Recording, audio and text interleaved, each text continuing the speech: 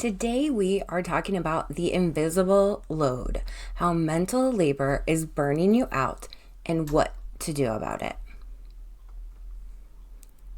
Hey friends, welcome back to your Emotional Support Podcast. I'm your host, Noelle Rizzio, and this season we're tackling something near and dear to every working mom's exhausted little heart: the guilt, the worth, and the chaos that come with trying to do it all.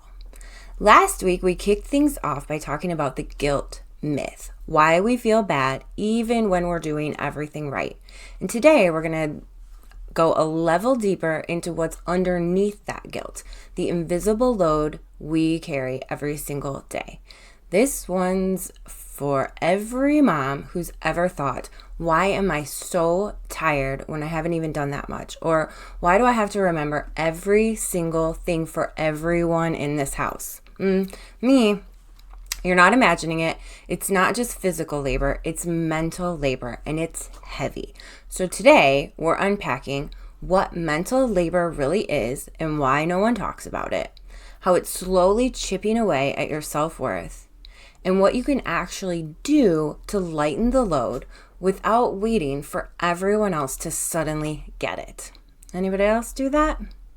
All right, so let's start with the basics. Mental labor, sometimes called the invisible load, is everything you think about, plan, anticipate, organize, and manage that keeps your life and everyone else's running smoothly.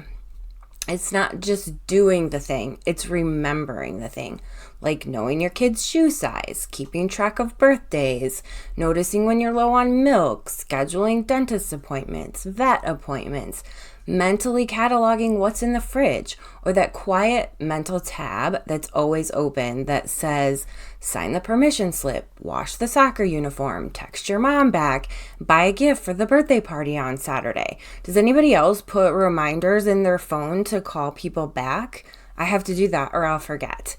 It's that spreadsheet that lives in your head 24/7. And the kicker, most of it's invisible. No one sees it, but if you stopped doing it, everything would fall apart. That's mental labor, and it's exhausting. Not because you're weak or disorganized, but because you're carrying an entire family's mental calendar in your brain at all times. So how does this invisible load affect our self-worth? Here's where it gets sneaky. The invisible load doesn't just make you tired, it messes with your sense of worth. Because when so much of what you do is unseen, it starts to feel like it doesn't count. You think, well, I didn't actually do that much today, when in reality, your brain has been running project management software worthy of NASA since 6 a.m. The world praises productivity, things we can measure, but mental labor doesn't show up on a to-do list. It's the space between the tasks. And when no one acknowledges that labor, including you, it creates a quiet erosion, a slow leak in your sense of value. You start to feel invisible as well. That's where resentment, burnout, and that awful I'm failing at everything feelings start creeping in.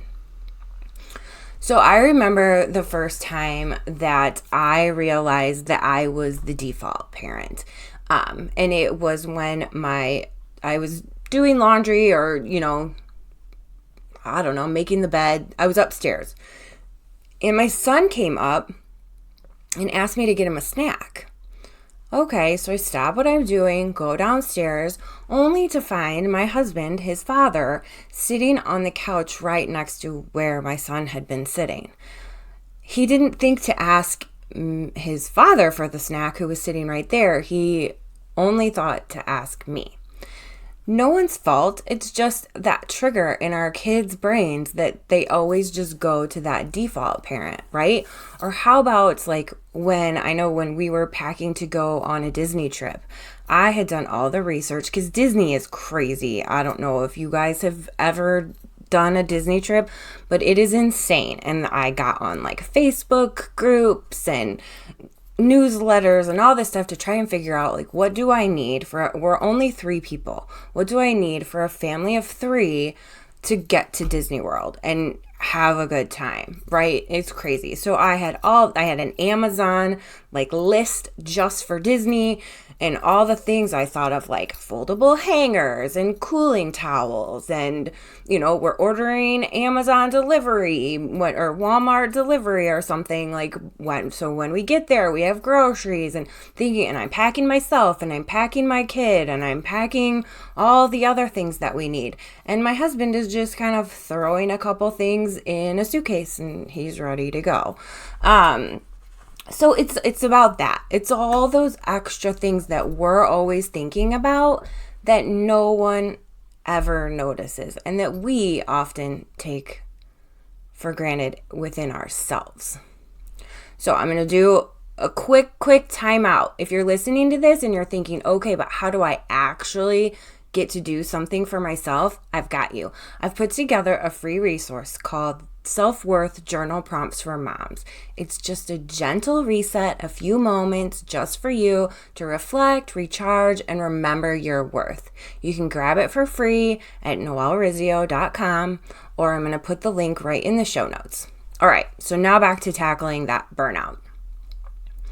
So why is it so hard to let go of that burnout? If you've ever tried to delegate the mental load, you know that it's not just as easy as saying, hey, honey, can you take over school lunches this week? Because usually that means teaching them how to do it, reminding them to do it, double checking that it actually got done, and then dealing with the fallout when it doesn't. So it ends up just feeling easier just to do it yourself. Have you ever said that? Oh, it's just easier if I just do it myself. I know I have. But that's the trap. That's how the invisible load stays invisible. And part of the reason it's so sticky is because our culture still subtly rewards moms for being the keeper of all things. We get praised for being organized and on top of it, selfless, multitaskers, but not for setting boundaries or letting go. So when you do try to release control, you might even feel guilty, like you're being lazy or irresponsible, or my favorite mom myth, not pulling your weight. But that guilt, it's not the truth. It's programming. You don't know, and you don't owe anyone the mental job of keeping everything running smoothly. You've just been taught that that's part of being a good mom.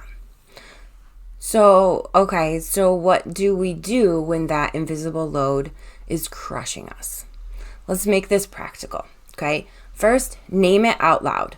You can't change what you can't see. Start by noticing how often you're thinking about the things that no one else is. You might even make a list, not to guilt anyone, but to validate your brain's full-time job. Share the mental load, not just the tasks.